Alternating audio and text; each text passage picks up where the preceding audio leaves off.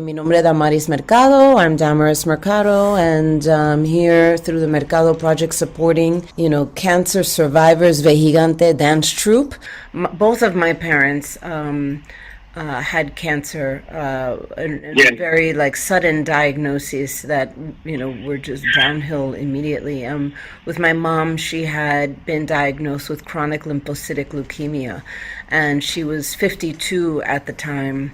And within a month and a half, she was gone. She only had one course of radiation. I remember going wig shopping with her, and we would joke about it and so on and so forth. But what took her was actually not that.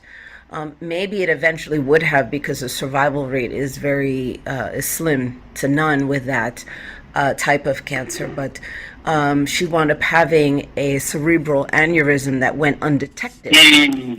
And I was with her, by myself, and I was the last person she saw, and so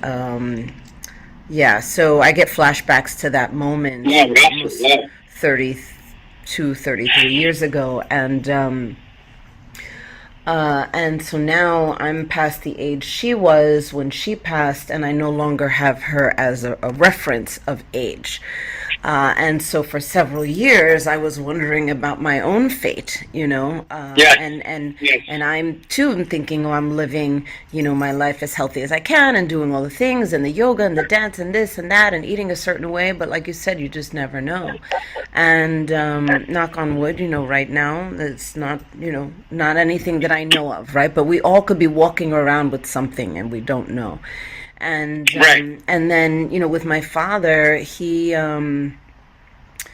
leading up to it, I noticed a slur happening for him, and his speech was off, and he was seeming a little slow, and I pushed him to go to the doctor. And then it was during the course of a couple of months that I'm watching that he's off.